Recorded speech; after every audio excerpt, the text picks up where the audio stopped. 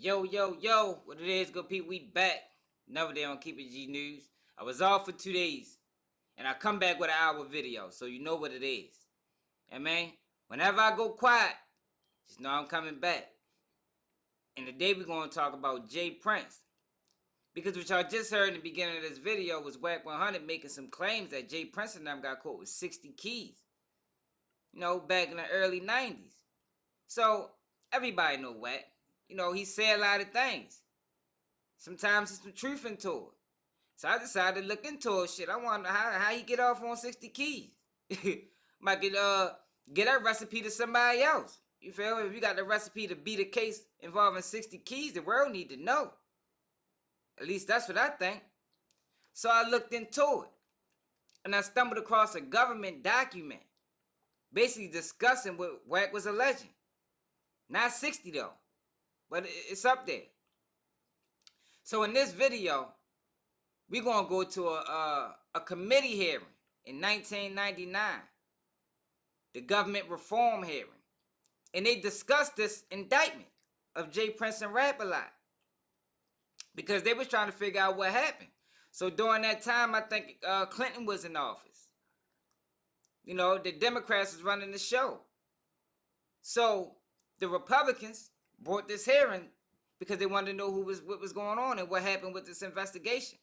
Because it was put out there for people that know the Jay Prince story that he beat 2 fed cases. But did he?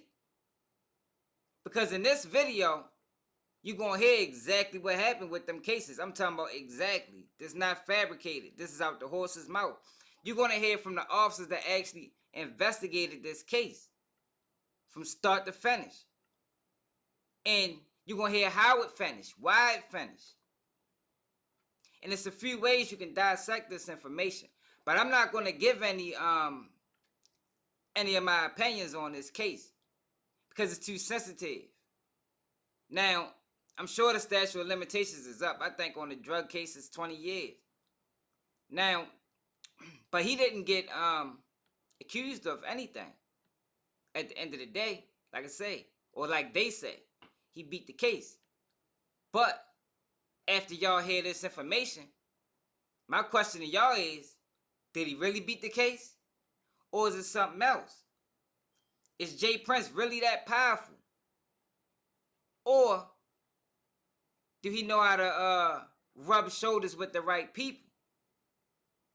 And is these right people really right for us? Like, those are the questions that I got.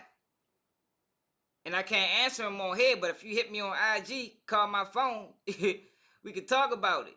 Straight up. Let's rap. Today's hearing focus on the war on drugs. Specifically, we're focusing on allegations that an important investigation of drug trafficking was shut down because of political pressure. All of the things that our government does, protecting the public against drug traffickers, has a rank as one of the most important.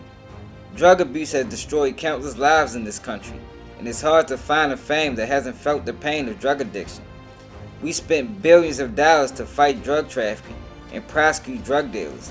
If there is one area that we do not want to undermine bipartisan politics, it's the enforcement of our drug laws. Unfortunately, that is exactly what has been alleged by some in this case. We do not want to make any allegations about anyone or individual before we have all the facts. Now, I'm not going to make a long opening statement today because we don't have all the facts at this point. We have been trying very hard to get the facts for about a month and a half. And as usual, it's been a frustrating experience. The only way to make progress was to call a hearing and issue subpoenas. Maybe the best way to start this hearing is to retrace our steps. This statement we heard about an investigation of drug trafficking in Houston, Texas. There was an investigation involving a man by the name James Prince. He owns a record company called Rap-A-Lot. He and his associates were believed to be large-scale drug dealers. This investigation produced more than 20 convictions. There were allegations that political pressure was brought to bear, and the Drug Enforcement Administration killed the investigation. We asked the DEA for a briefing in July, and the staff was briefed by the head of the DEA's Houston field office, Mr. Ernest Howard. Mr. Howard assured the staff that the DEA's investigation was active and ongoing. He was very convincing, so we didn't pursue this matter any further. Then in October we were told there were emails that contradicted what we were told. We asked the DEA to give us the emails. I had a personal conversation with Mr. Marshall, the head of the DEA. They were given to us. The emails flatly contradicted what Mr. Howard told us. We have a March 14th email from Mr. Marshall to DEA headquarters in Washington. He states, I understand the situation involving Rap-A-Lot and James Smith, aka James Prince, has only gotten worse. To eliminate any further difficulty in this matter, I have decided that the Houston Division will curtail any enforcement against the subject. He concludes by saying, at any rate, it's over, and we're closing our case on Prince. The next day, Mr. Howard sent another email to Washington. This one states, now we bow down to political pressure. Anyway, it is over now. The Houston Division will terminate all active investigation of Rap-A-Lot except for those persons who have already been arrested or indicted. There could not be a starker contrast between what we read in June and what we read in those emails. Naturally, we want an explanation. We've had a hard time getting one. This isn't the only time that politics may have intruded into this investigation. Last August, one of our colleagues, a congressman, weighed in. She accused the DA of arresting Mr. Prince. She asked the Attorney General, General Reno, for an investigation, and she got one. Within a month, the DEA had removed the lead agent, Jack Shoemaker, from the case and started an internal investigation on him. Last month, we interviewed several local Houston City policemen. They were assigned to a joint investigation of Mr. Prince with the DEA. They told us that they were removed from the case about a month after the Congresswoman letter arrived. They told us they were called to a meeting with Special Agent Howard, the head of the field office. Mr. Howard told them that the investigation was over, and he cited the Congresswoman's letter. Well, something is terribly wrong here. We're told by the head of the DEA's field office that the investigation is open and leads are being followed. On the other hand, we're told by everyone else that the investigation has been shut down. Not once, but twice. I asked to interview all the DEA's officials who were involved. I received no response. I asked again. I called the head of the DEA, Mr. Marshall, to ask for his cooperation. He did not return my call. And I was told he and the DEA were told not to cooperate with the committee. I was informed that the Attorney General had ordered Mr. Marshall to not speak to me. I was also informed that an Inspector General investigation would be done and the committee would not be allowed to speak to anyone because of that investigation. This is inexcusable. We're the Congress of the United States. We have an obligation to conduct oversight. We are asked to appropriate billions of dollars to fund those government agencies.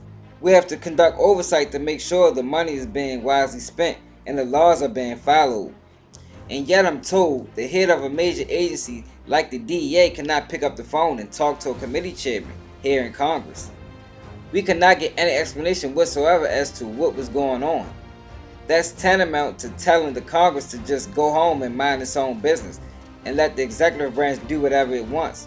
Well, that's not how it should work. So I issue subpoenas and call this hearing. We're not going to make any assumptions about anyone's guilt or innocence here. We're not going to make any allegations about any political influence being exerted until we have all the facts.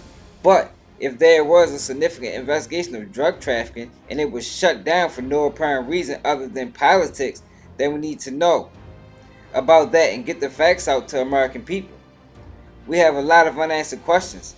I want to get the answers to all of them, so I would like to get started. Before I yield to my colleague from California, Mr. Waxman, let me say that appearing for the first panel will be DEA agent Jack Shoemaker and Houston Police Officer Bill Steffens, Larry Allen, and Ralph G. Scheisse.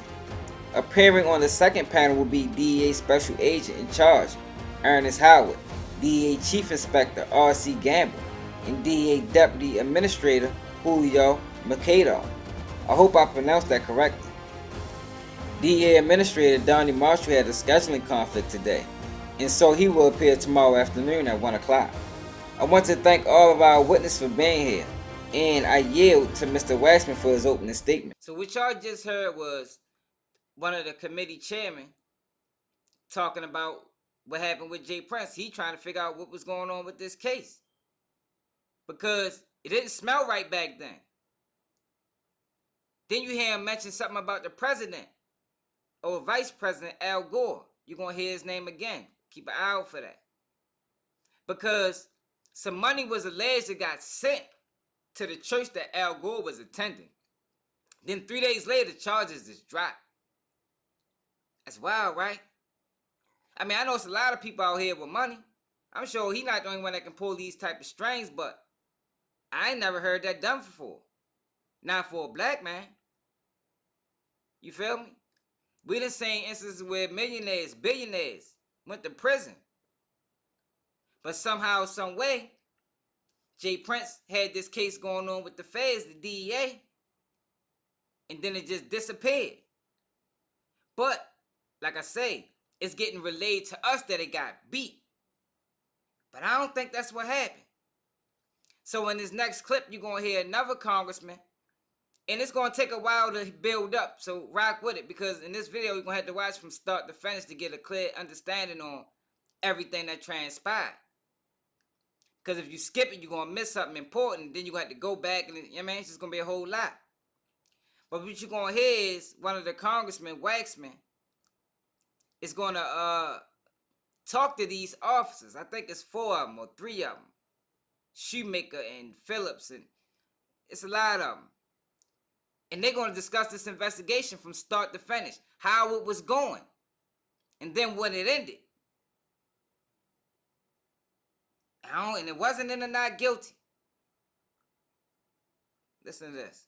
The chairman discussed the committee's investigation of James Prince Rap-A-Lot Records matter in the Dallas Morning News last month. He said the Department of Justice purposefully interfering with the committee's investigation, charging that Janet Reno is blocking and I believe obstructing justice for political reasons. Discussing Mr. Prince, Mr. Burton further stated he gives $1 million to a church the vice president goes to. And 2 days later, somebody says they are closing the case.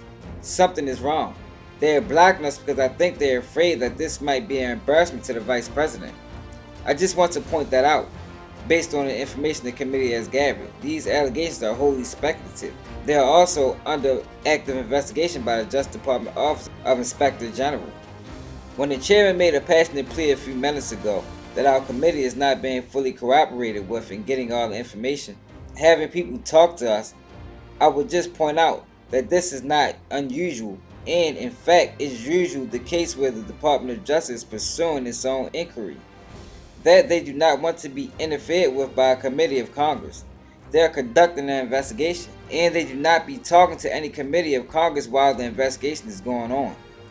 But we simply don't know all the facts. None of us should draw a conclusion before the facts are in.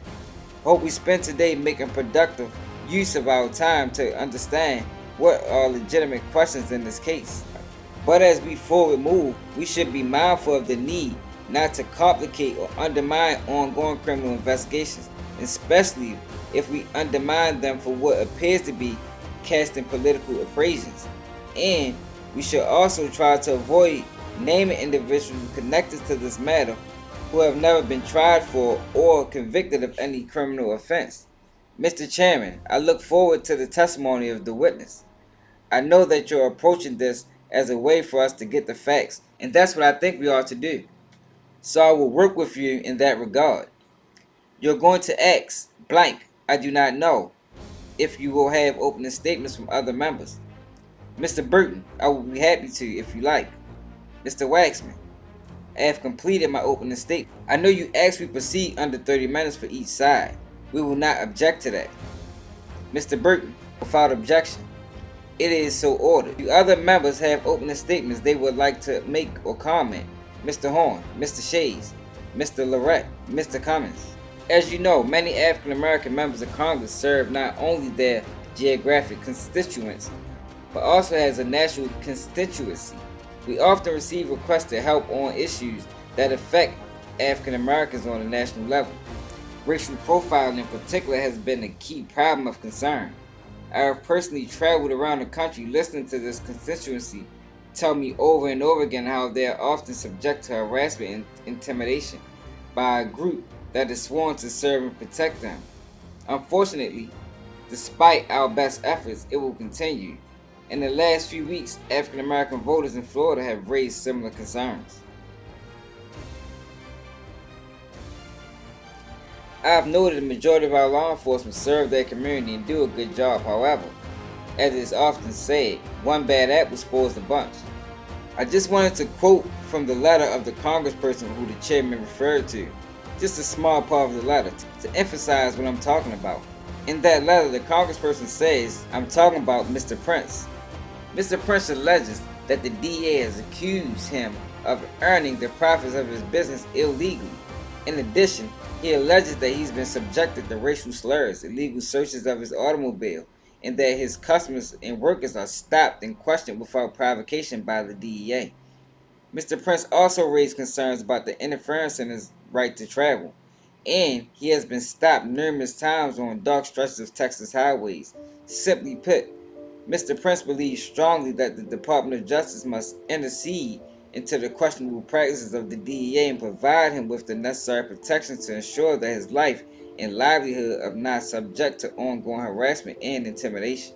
The congressperson goes on to say, I am often contacted by African Americans who feel helpless when confronted with incidents as described by Mr. Prince.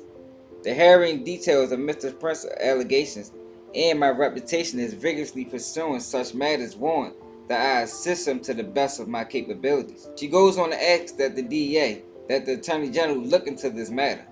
So, Mr. Chairman, I look forward to the hearing from today's witness to learn more about the investigation. I'm going to try to stay blank. I'm supposed to speak somewhere in my district because I need to hear what the evidence is here. I'm concerned that the vice president's name would be drawn into this matter since, so far as I know, it raises his profile considerably, to say it was marginal at best. I am concerned that it is alleged that a member of Congress called, and I don't believe that the majority means to cast any aspersions upon this member of Congress. I noted that when they said it was a congresswoman, Mr. Chairman, everybody looked at me. But I do wish to say for the record that there should be no implication that the congresswoman would seek to protect anyone dealing in drugs if she knew he was dealing in drugs, and that this congresswoman has been an outspoken opponent of, by now, the well-documented practice of racial profiling. It's also been my experience that it is very difficult to get the Department of Justice or the DEA to seize an investigation that it has started. So I'll be quite amazed if all it took was a phone call from a member of Congress, and you could then get the investigation called off. In that case, I think you might expect lots more calls from members who get complaints from their constituents. Representative Maxine Waters' involvement in this matter appears to be explained by her long-standing efforts to address racial profiling and other criminal justice issues affecting African Americans. In addition to serving as a member of the Judicial Committee and its constitutional subcommittees, Representative Waters served as a chair for the Congressional Black Caucus from 1997 to 1998 and formulated the agenda for Black America, which included a commitment to civil rights. Moreover, she has been particularly active in drawing public attention to the practice of racial profiling by law enforcement organizations. I would like to ask unanimous consent, Mr. Chairman, to put into record, so there should be no question about Representative Waters and her involvement in the whole thing. A transcript of the interview with her in August 1999 by the DEA Office of Professional Responsibility and a letter that she has sent to the Attorney General with regard to this issue. Mr. Shoemaker, how long have you been a law enforcement officer? Mr. Shoemaker, approximately 27 years. Mr. Burton, Mr. Shoemaker, will you pull the mic closer to you? Not real close, just put it in the direction so we can pick up everything you say. Thank you, sir. Mr. Shays, during those 27 years, approximately how many arrests have you made? More than you can count? Mr. Shoemaker response, somewhere over 1,000. Mr. Shays question, how much experience do you have with narcotics investigation? Mr. Shoemaker response, about 20 years. Mr. Shays question, how many times have you testified in court? Mr. Shoemaker, several hundred. Mr. Shays, have you received any awards or accommodations? Mr. Shoemaker, yes sir. Mr. Shays, a number of them or just a handful? Mr. Shoemaker, 5 or 6. Mr. Shades, what was your most recent reward recognition? Mr. Shoemaker, performance award from the DEA. Mr. Shades, have you been involved in any disciplinary action? Mr. Shoemaker, yes sir. Mr. Shades, what have been the outcome of those? Mr. Shoemaker, unfounded. Mr. Shades, are you a rogue DEA agent, as one or two people have accused you of? In other words, operating outside the rules and regulations? Mr. Shoemaker, absolutely not. Mr. Shades, when you started work on the investigation that I'm going to refer as Rap-A-Lot, when did you start? Mr. Shoemaker, August 1998. Mr. Shades, when were you assigned to the Joint DA Houston Police Department Task Force? Mr. Shoemaker, well, actually, shortly after I was assigned the case, I began to recruit HPD officers to participate in the investigation. Mr. Shades, I want you to bring the mic closer to you. If you could. You have to, you have a rather mellow voice. What results had you obtained up until September 1999? What results in this investigation? Mr. Shoemaker, the investigation resulted in numerous arrests, grand jury indictments, seizures of crack powder cocaine. Mr. Shades, do you remember how many arrests? How many indictments? How many convictions? Mr. Shoemaker, at least 20. Mr. Shades, 20 arrests or 20 indictments or 20 convictions? Mr. Shoemaker, well, some arrests generated more than one indictment, but if I reflect on it, everyone was arrested, been convicted. Mr. Shades, was information developed on illegal activity that, in your opinion, warranted further investigative work when the task force work was suspended? Mr. Shoemaker, yes sir. Mr. Shades, now, we're going to get into specifics later, but do you think sufficient work was done to develop leads that you were investigating in 1999 and early 2000? Mr. Shoemaker, I'm sorry, would you repeat that? Mr. Shades, we're going to get into more specifics later, but do you think sufficient work was done to develop leads that you were investigating in 1999 or early 2000? Or do you think more work needed to be done? Mr. Shoemaker, more work needed to be done. Mr. Shades, I would like to ask Mr. Stevens and Mr. Shason, is that how you say your name? Mr. Shason, that's correct? Mr. Shades, you both will have to switch the mic back and forth. Mr. Burton, you need to point the mic right at your mouth and have it relatively close. Mr. Shades, Mr. Stevens, could you each please provide a short summary of your law enforcement background and experience? Mr. Shades, it's been my understanding that all three of you have been involved in a joint task force with the DEA to investigate the Rap-A-Lot organization. Is that correct, Mr. Stevens? Mr. Stevens, yes, sir, it is. Mr. Shison, that's correct. Mr. Allen, that's correct. When were you on the task force and where were you assigned? As best you can tell us. Again, we will go down.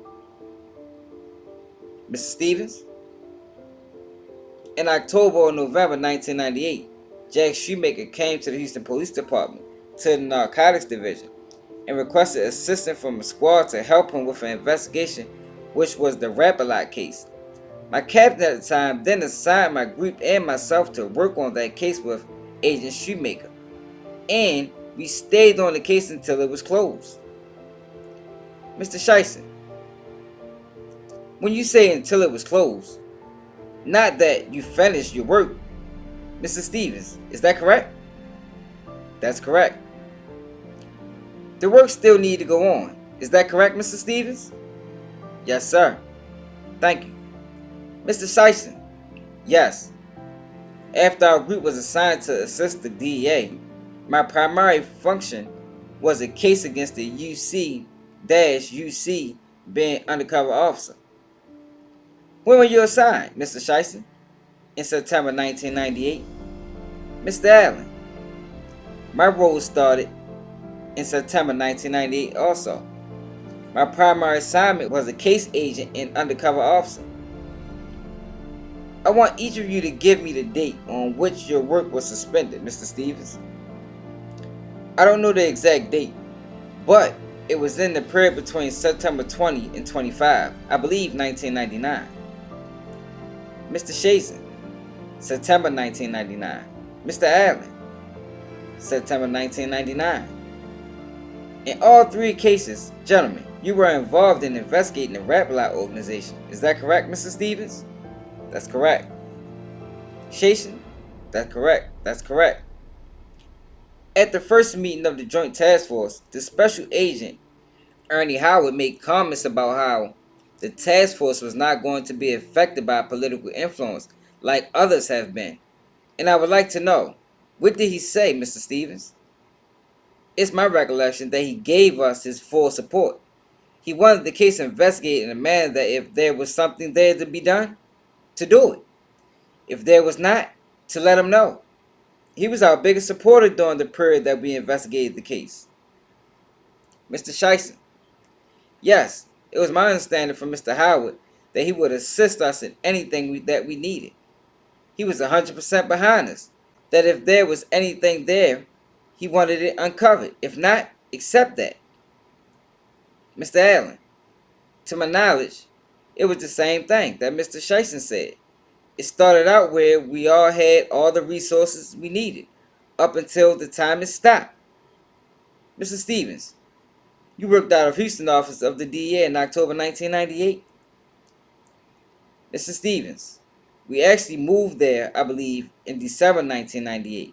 My squad relocated to the DEA office. Yes, sir. I would like to ask each of you, was this only time that you worked on the Joint Task Force with the DEA in Houston, Mr. Stevens? No, sir. No. No. Did all of you work under the special DEA agent in charge, Ernest Howard, Mr. Stevens? We were assigned to the Houston Police Department, sir. The ultimate person we worked for would be our chief. But yes, during that task force, he was our supervisor. For all three? That's correct.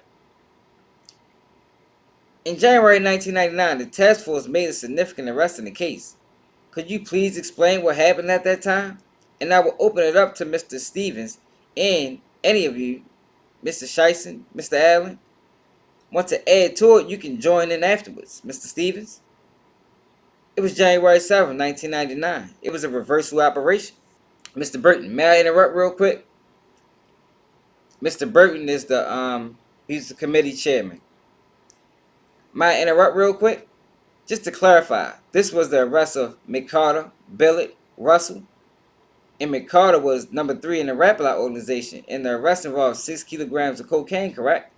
Mr. Stevens? Yes, sir. Thank you. Can you add to that, Mr. Stevens? It was actually Stephen McCarter, Edward Russell, William Ballard, and Eric Bradley in a reversal operation that took place on January 7th where Mr. McCarter and Mr. Russell, Mr. Bradley, and Mr. Ballard came to a hotel in Houston, Texas and took 6 kilos of cocaine and $90,000 in cash. Anything that you gentlemen want to add? Okay, note that for the record. Mr. Shoemaker, in August 1999, our colleagues, Congresswoman Maxine Waters, wrote a letter to Attorney General Janet Reno concerning the Prince investigation, or what I call the RAP-BLOT investigation by DEA. The letter alleged that Prince was the subject of racial harassment by the DEA. The DEA's Office of Professional Responsibility launched an investigation into the action of his agents. Do you all know about this letter, Mr. Shoemaker? Yes, sir. Mr. Stevens? Yes. First off, I would like to know when you knew Mr. Shoemaker. This was August 1999 that the letter was written. The latter part of August. Mr. Stevens? The same. Mr. Scheisen? Do you know of the letter? Yes, the same. The same. Now I would like to know blank first off. No one is questioning the integrity of our colleague. we might question the judgment, but that's another issue. But I would like to know, how did the letter affect your work, Mr. Shoemaker?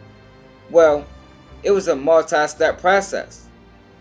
Are you referring to a multi-step because of the Office of Professional Responsibility, Mr. Shoemaker? Well, it was a series of events, sir. Okay, let's run them down as quick as you can. Mr. Shoemaker, the letter came in, we were told about it. We were told subsequently that a DEA internal OPR investigation was launched and that Ms. Waters was actively pursuing, advocating these allegations.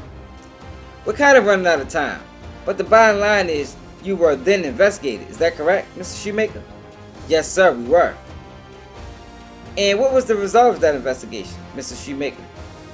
Of the OPR investigation? Yes, sir. In October 2000, myself and Agent Scott received clearance letter from the OPR. Mr. Shieston and Mr. Allen and Mr. Stevens, do you want to add anything, Mr. Stevens? As far as the moral of the letter, and what I think hurt us as much as anything was the fact that it alleged racial profiling of Mr. Smith and myself, my team members, Agent Shoemaker, and the ones on the task force at the time that had never been around Mr. Smith, except for in the courtroom where he was there to see Mr. McCarter and Mr. Russell during their trial. So just for the record, all four of you, do you believe this investigation was motivated by race in any way, Mr. Shoemaker? Absolutely not. Mr. Stevens? No. Shieston? Mr. Allen? No. No. Just note that for the record. Mr. Shieston and Mr. Allen, you are both African Americans, is that correct? That's correct. It's in our understanding that in September or October 1999, Special Agent in charge of the DEA office in Houston, Mr. Howard, called a meeting of the task force investigating the Rap-A-Lot matter. Were you called to that meeting of the whole task force by Agent Howard in September, October 1999? And what happened at that meeting, Mr. Stevens? Mr. Howard said that we were shutting down the investigation, or that he was shutting down the investigation. What was it your understanding that as to the exact date and time of this meeting? When was it? Do you remember, Mr. Stevens? I don't recall the exact date. I think it was in the range of September 20th through 25th. Mr. Shieston or Mr. Allen, were you at the meeting? Yes. And you verified that basically you were told it was being shut down? Yes, that's correct. What was the reason? What was the explanation, Mr. Stevens? Political reasons? That's your interpretation? Those were his words, political reasons. Would you add to that, Mr. Shieston, Mr. Allen? Well, we were told the investigation was being stopped because of political pressure. Mr. Allen, same response? Because of political pressure? Mr. Shoemaker, were you at the meeting? Yes, sir, I was. Does your recollection coincide with Mr. Stevens, Shieston, and Mr. Allen? Yes, it does. In your own words, what was the reason, Mr. Shoemaker? Mr. Howard said it was headquarters politics, or politics and headquarters, and it was as 10:21. This morning, we're shutting it down. Now, it's our understanding that a total of 7 Houston policemen were taken off the case. What was done to replace them, Mr. Stevens? There was nothing done to replace them. They were taken off the case? Yes, sir. We did continue with the judicial process. Anyone going to court, we did follow through with that. But as far as any proactive investigation, they were not replaced.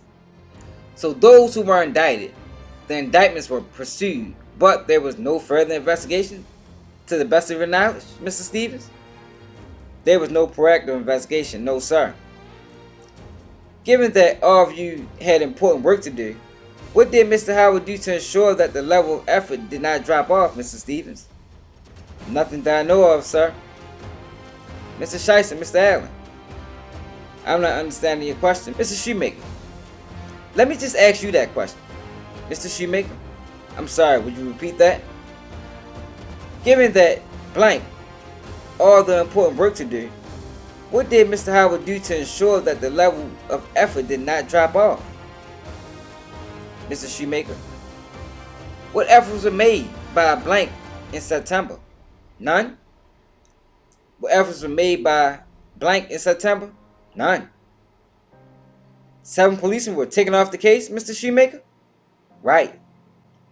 So what effort was made by Mr. Howard to make sure that the effort of the investigation did not drop off? 7 officers were removed. Who took their place, Mr. Shoemaker? None. No one. So it's your testimony that, to the best of your knowledge, Mr. Howard did nothing to make sure that this investigation continued? Mr. Shoemaker? Yes, sir. Congressman Burton. If the gentleman would yield, the investigation stopped at that point. Mr. Howard put nobody else on the firing line to go out and continue the investigation, correct, Mr. Shoemaker? That's correct, sir. Thank you. I thank the gentleman for yielding. You told the committee staff, Mr. Stevens, that Mr. Howard had been one of your biggest supporters and he put a #1 priority on the investigation. Do you believe, first off, what was his demeanor? Can you gentlemen tell me? Was he happy about ending this case or unhappy? Or what, Mr. Stevens? On which part? At the beginning or the end? At the end. At the end, it was my opinion he was uncomfortable when he told us to shut it down. When the group started asking questions about it, that's when he time-stamped it and gave it a time and date. The date I don't remember. The time I don't. But I know that he did say it's so-and-so. It's this time, this date. I'm telling you, shut it down. Mr. Shice and Mr. Allen, do you want to add to that? Yes. I think as far as how it affected my morale, it was being in police work so long and doing many investigations, and to be assured in this investigation that we had 100% support and then had the rug snatched from under us. It was like it wasn't worth it at all. What are we out here doing? Are we on the same page as everybody? Concerned about the war on drugs, or just, what is it? Tell me. Mr. Shice and Mr. Allen, both of you do undercover work. When you do this kind of work, do you fear that your life is in danger, Mr. Allen? Yes. I do, especially after the meeting we had with Mr. Howard. It took a lot out of me because I couldn't understand. I couldn't get any answers why. We were doing well and all of a sudden it would stop. But there were no answers why. And that bothers me to this day. Let me ask you each, Mr. Stevens, Mr. Shice, Mr. Allen. You are in the process of investigating this work. It was shut down. Was it shut down because you basically had ran out of leads and it wasn't going anywhere, or were you fairly certain that you were making progress in the investigation, Mr. Allen? Let's start with you. Based on all the information we had, we were still continuing the investigation. There were more leads that we could follow. There were more undercover work we could have done, but due to the fact it was shut down, we couldn't do anything anymore because we still had informants out there working the streets for us. So when it was shut down, this was kind of out of the blue. This wasn't something that you were expecting, Mr. Allen? That's correct. Mr. Shice? That's correct. We had informants that were still in the picture, and all of a sudden we had to go to them and explain to them that blank don't do nothing else. Again, it was blank. When you see officers hurt in the line of duty, and especially a narcotics investigation, and then have this happen to us, it was very depressing. Do you feel you have the support of your fellow officers coming up here, or do you kind of think that y'all are making a mistake coming up here? Are they happy to see you up here, or do you think they're disappointed that you're here, Mr. Shice? No. I think when we left, the officers, they know us well. We have 100% support of our department and our co-workers. It's almost like a rooting section we may receive when we return. Again, we make many arrests, small people and people with notoriety, and the federal government and the state have invested a lot of time and money into our investigations. And then we get someone to come along with money and they can halt an investigation, and then can have music done behind it, bragging about what they have done. It's a slap in the face. You're making a reference to the fact that Mr. Prince basically, his legitimate business is hardcore gang rap music? And maybe can you make reference a little more clearer here? Are you saying that one of the rapsters was mentioning this case or mentioning any of the officers, Mr. Shice? That's correct. One of the artists on his label made a song, composed a song about our investigation, and bragging how he's had a DEA agent replaced and jobs terminated. Confidential informants would be killed or killed. Mr. Shades, did he mention any law enforcement names in this rap music? Yes, he did mention Jack Shoemaker and Chad Scott. He mentioned the local police, which he called blank, the local police executing search warrants at his house. Now we're going to have Agent Howard testify in the next panel. But the bottom line of your testimony, how much time do I have left? I would like each of you to describe to me whether you felt this investigation should have continued. I want you to tell me why you think it ended and tell me what you think if continued this investigation would have achieved. And I'll start with you, Mr. Shoemaker. Yes, sir. I think that based on the results that the investigation team had accomplished, I think that it should have continued. It being the investigation, we had 3 informants still plugged into the Rap-A-Lot gang, if you will, and we were just really getting to the second phase. And it started out as a drug investigation. It spread out into police corruption, murder. We were in the second phase, and I think it should have continued. We had the investigative leads and had the investigative resource continue to go forward. I believe we would have met with some success. Thank you. I'm going to come back to you, and I will have about 10 questions. I want to go fairly quickly, Mr. Stevens. Okay, we definitely had things to do. We had people in jail that, in my opinion, and without getting into too much details of the case, hold the key to us being successful. We started to break a stranglehold that Rap-A-Lot had on the 5th Ward in Houston, where everyone was afraid to talk to us. And we were taking small steps to big steps, sometimes bigger than others, but there was much more left to be done. So Mr. Prince succeeded in stopping the investigation, it appears. And in the end result, you have a song celebrating the fact that he was able to stop the police work. Mr. Shiesty, that's correct. I definitely feel that. Let me relate a hot kitchen to you. When it's hot in the kitchen, when the heat is turned up and you want to alleviate the heat, you get out of the kitchen, or you turn the heating system off. The heat was definitely on him and his organization. It was there, the pressure was on, which started to infiltrate his organization, and he knew this. And the best way to blank, I would assume, the best way to stop this investigation was to do it like he done it before, which I wasn't privileged to be to that investigation, but I understand it was stopped due to political pressure. And if political pressure worked before, then it will work again. And this has happened. This is my opinion. Is your opinion basically that you blank sometimes there is no one to protect the small guy, but the big guy has people to find ways to protect him?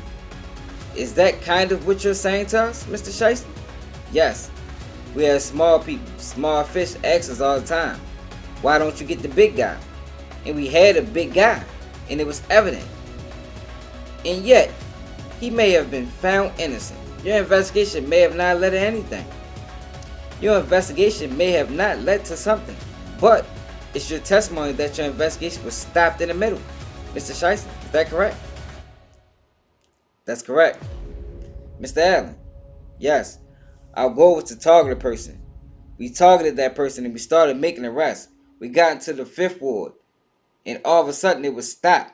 I feel real bad about it because we were making headway. We were continuing to make headway. And then all of a sudden it stopped. I yield back my time. Mr. Burton, I would like to ask a couple questions if I might. If you gentlemen would yield to me. How many of the 20 people were convicted of narcotics trafficking or murder were associated with Mr. Prince and Rap-A-Lot? Were there a lot of them, Mr. Shoemaker?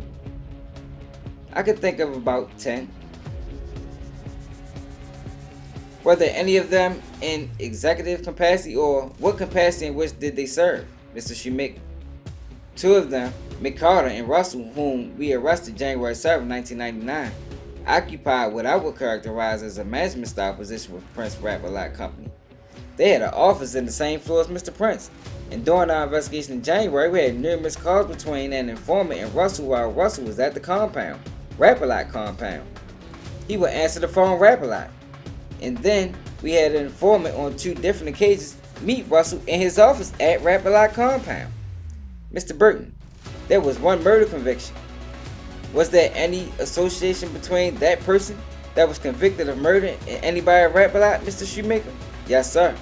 Can you give us that connection, Mr. Shoemaker?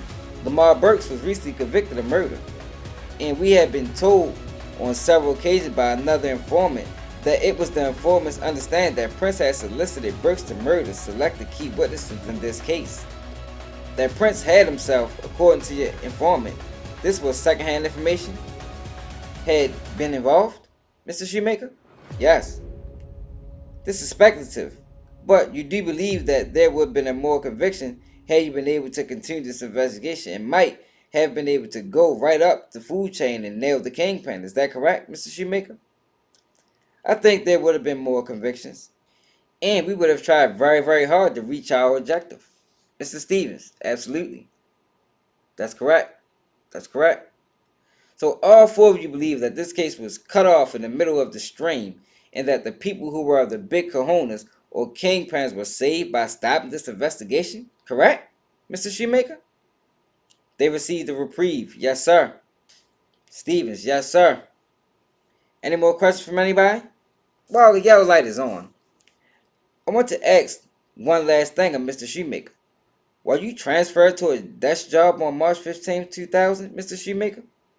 Yes, sir. What do you believe the reason for this transfer?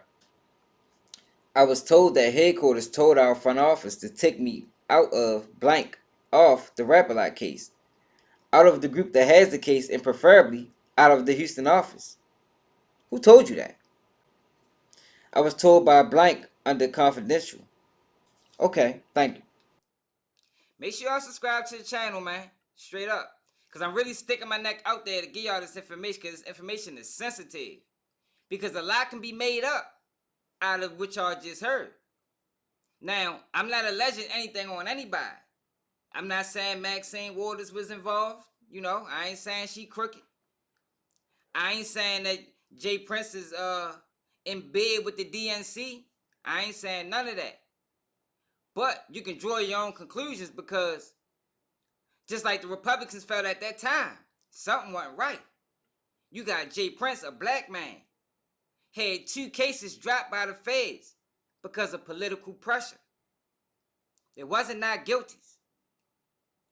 Then you got the officers who was investigating them at this time end up with charges because this letter that was hand delivered by Maxine Waters, basically alleging racial profiling of Jay Prince and the rest of the crew.